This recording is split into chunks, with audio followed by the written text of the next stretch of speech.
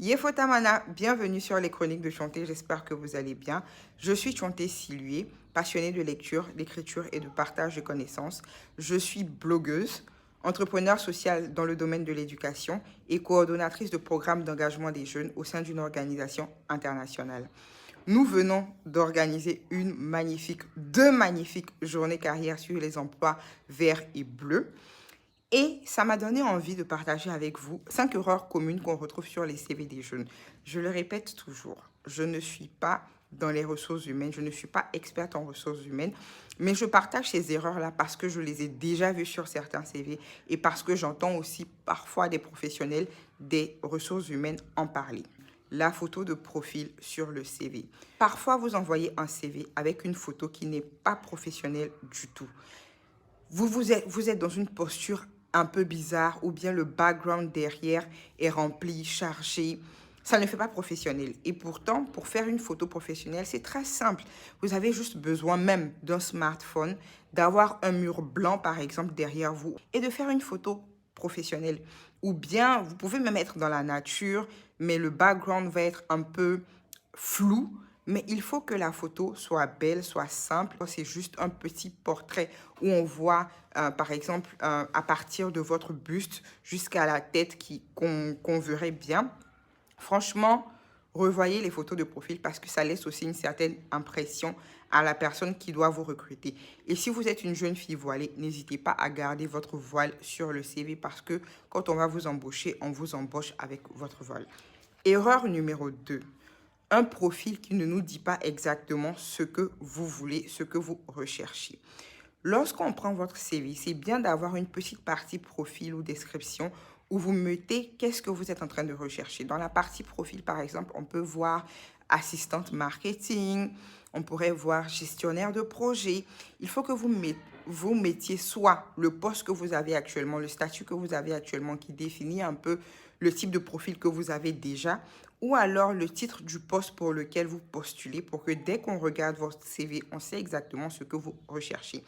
Et il y a une petite partie où vous allez écrire en quelques phrases, peut-être une ou deux phrases, une mini description de vous, de vos qualités et de ce que vous êtes en train de rechercher ou ce que vous voulez apporter à l'entreprise auprès de laquelle vous postulez. Troisième erreur, trop d'informations sur le CV. Parfois, les jeunes veulent mettre tout ce qu'ils ont fait sur leur CV. Et pas que les jeunes, les moins jeunes aussi. Alors que ce n'est pas toujours pertinent comme information par rapport au poste auquel vous postulez. Par exemple, vous postulez pour être assistant dans un cabinet d'avocat. Je dis ça comme ça.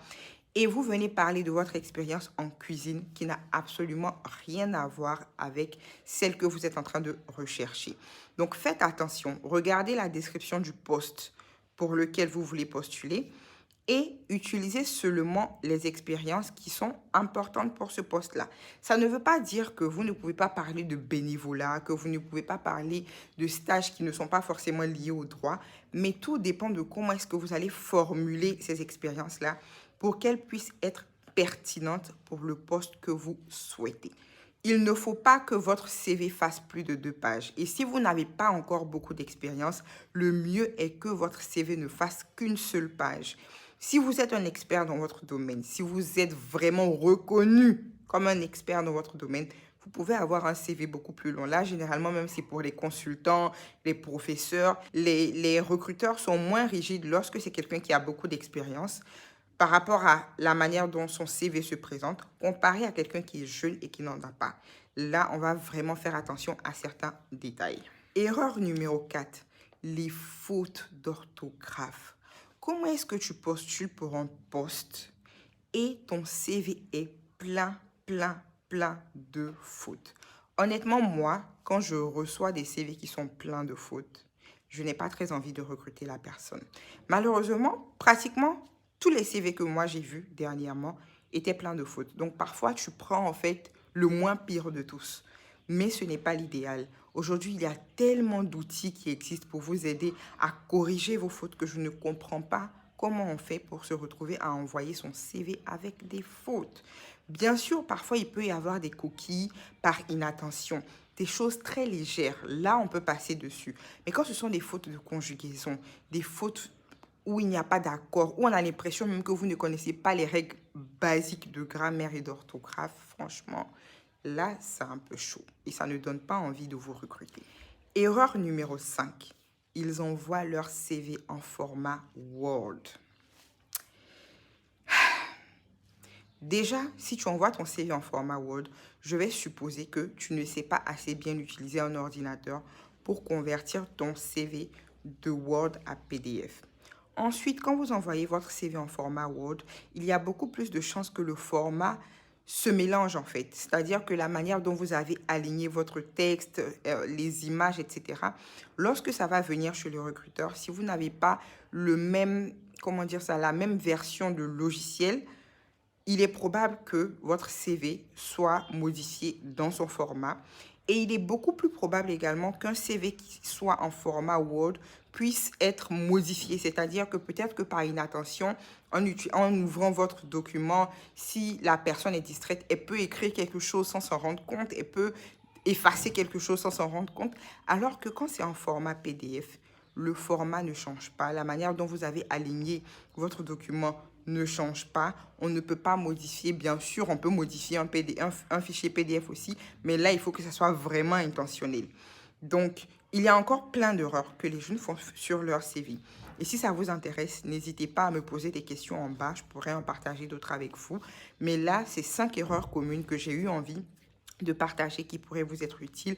Et je vous recommande vraiment d'aller faire des recherches.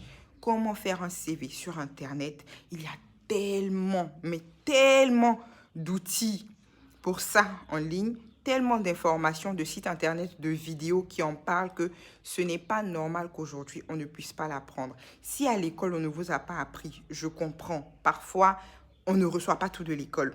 Même moi qui ai appris à l'école, j'ai encore appris davantage lorsque je postulais pour certaines offres à améliorer mon CV. Donc, je vous recommande vraiment de faire des recherches pour pouvoir le faire.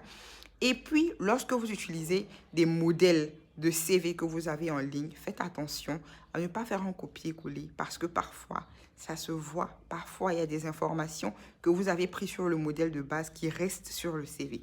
Donc, j'espère que ces conseils-là vont vous être utiles. Et puis, je vous dis à la prochaine pour une nouvelle vidéo. Inch'Allah. Wabi.